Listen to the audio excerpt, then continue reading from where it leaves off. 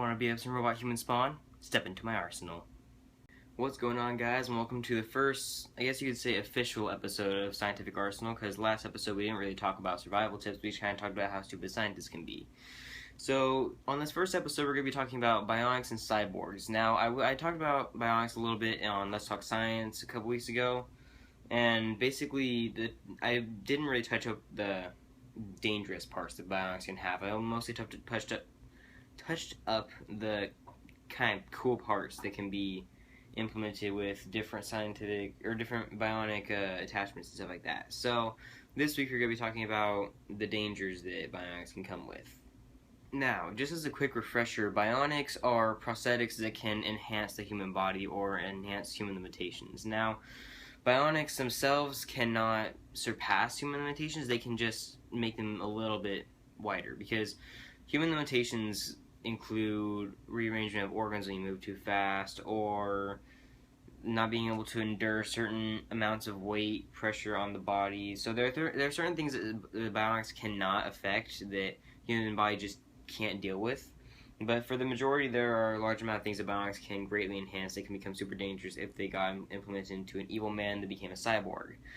Now, first of all, let's talk about what exactly a cyborg is. Now, cyborg actually stands for cybernetic organism. I actually didn't know that. Well, basically what that means is it has to be living, an organism, and it has to be cybernetic, which means attached to any kind of machine or technology or any kind of device or anything technological. So, Iron Man would not be considered a cyborg because he wears an iron suit, or not, it's actually not iron, I established that. It's made of titanium and aluminum and a lot of other different metals, but it's not completely iron. The first model is actually iron, but the entire thing's not iron. So, Iron Man's not a cyborg because he wears suits. He's just a normal guy who wears suits, and that doesn't make him a cyborg. A cyborg, it would be someone like, I can't think of a good example. Someone who has like a big old like arm that can like turn into like a drill. That'd be a cyborg, because they'd be attached to a metal, or they'd be attached to a machine, my bad. Even someone like in like a hospital attached to a machine, they'd still be considered a cyborg because they're attached to something magnetic, or I keep messing up. Magnetic is not the word I'm trying to think of. Mechanic. If they're attached to something mechanical or something that's a machine, then they're considered a cyborg. That's just the classification, that's the textbook dictionary. I keep messing up today, I'm sorry guys. Now, the other thing about cyborgs is they have to have remaining parts of what they originally were. So, for example, if it's a human, it has to have human parts remaining, or else it's no longer a cyborg. If it's all metal, then it's considered a robot or an AI, depending on what its programming is. Because, yeah, I'll get into that in my AI episode. I'm going to do another episode on AI, guys. I know that's probably going to drive me crazy, because every time I hear AI, I just think about the things that we talked about in the first episode. So, yeah, it's not gonna turn out well. But I'm going to do an episode anyway. But that'll be later on. So let's get back to our cyborgs. Oh yeah, I don't know if you guys noticed, I'm recording at night because I'm going to be busy tomorrow. I'm not going to have time to record or upload. So I'm recording tonight and I'm just going to upload it tomorrow, probably while I'm sleeping. So yeah, the room's going to be, I kind of like this. It's easier to see, there's not as much glare. I might just start recording at night from now on. It'll probably be a lot easier on me. I just seem a lot more tired. Actually, I seem a lot more energetic. For some reason, I'm always tired during the afternoon. I don't know why that is. So I'm probably going to start recording during that. It'll probably be a lot easier on me. But anyway, okay, well, there's something I need to get straight right here. Robots and cyborgs are not all the same thing. Cyborgs are robot and living organism hybrids. So a robot is anything that's completely made of metal, is programmed to do a certain thing. A cyborg is part robot, part living organism.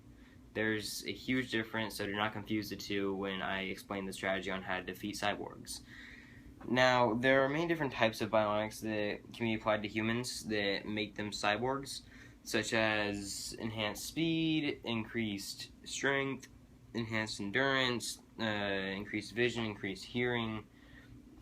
Flight is actually, they're trying to make flight suits, like, kind of like exoskeletons that allow you to fly, increased jump height, just kind of stuff like that to make you more generally increase your abilities like farther than usual. It's just a variety of them don't actually work yet because once again that human limitation kind of prevents them from doing what they're built to do. So if we can kind of surpass human limitations somehow without actually killing the human, then we might be able to have some actual superhumans going on with some cyborg action.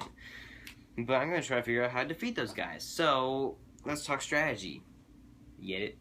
Okay, this is the part that gets really confusing. I'm going to talk really fast because it's going to take a long time, more than likely, and it's probably going to be really hard to follow. So I'm going to try to explain it as best as I can, as clear as I can, but you know how I like to talk fast, and you know how I like to talk confusingly. So I'm going to try to make this as clear as possible. I'm going to try to make this as easy for you guys to understand as possible.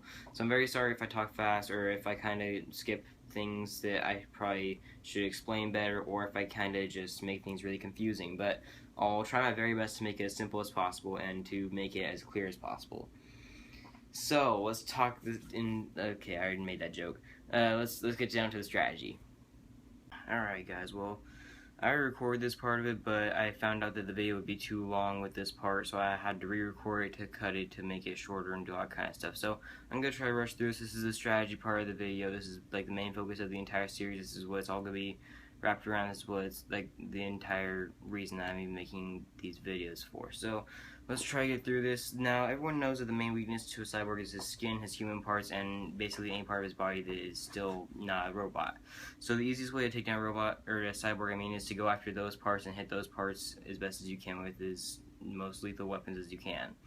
Now, there are different forms of cyborgs that can attack you, but all of them have similar weakness. You can just take each down with a similar tactic, just to know how to take down certain ones that have special. Okay, let's start with speed.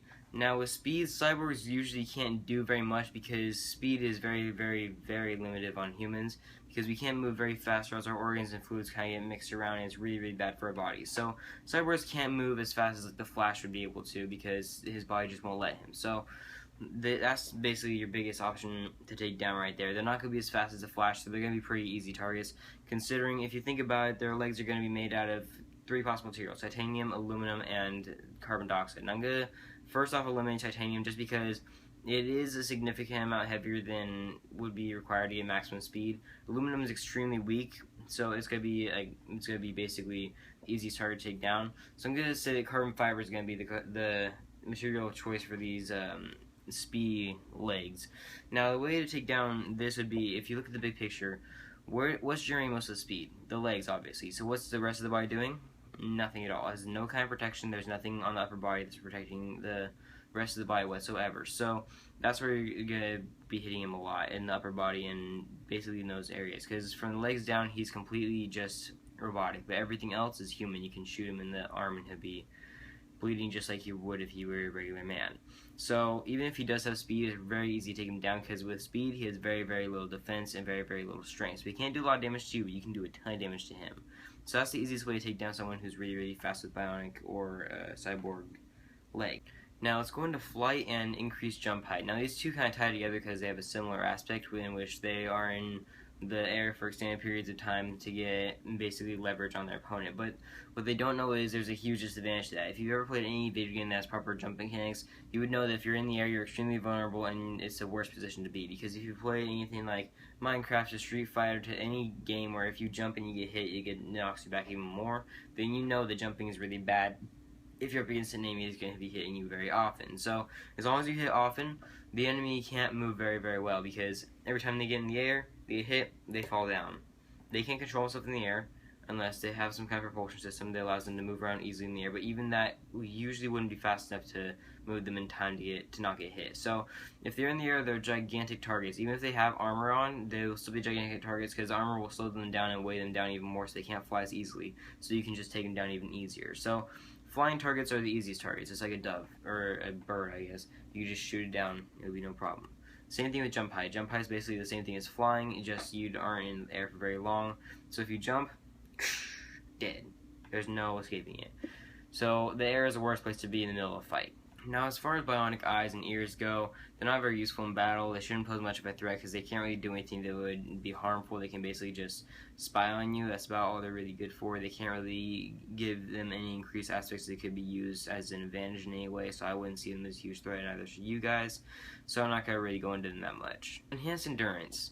Humans can't endure bullets. Let me get that straight right now. Humans cannot endure bullets. It doesn't matter how advanced your endurance is, you cannot endure anything that a human usually couldn't. Endurance usually means you can endure weather, you can endure hits a little bit easier, but you can't get shot and live. That's not what endurance means. So they may think that they're stronger than they usually would be, but they're not. You can just take them down with one shot and there's as dead as a regular human would be. So don't be fooled by the term endurance. Now to move on to the biggest and most complicated and most desired bionic in all of history, enhanced strength. Now, enhanced strength, well, let's look at the basics here. In an average video game, strength and speed are very easy to couple together because you just give up a lot of defense, so you're able to hit hard and move fast, but if you get hit, it's not going to be very pretty for you. It's not the same way in real life. You can't couple speed and strength very well just because you'll be so unbalanced, it'll be really hard to pull it off. And it's the exact same way in Bionics. If you try to couple speed and strength, you're going to have an insane lack of defense, you're not going to be able to take any hits whatsoever, and the strength will weigh down your speed, and the speed will basically lower your strength.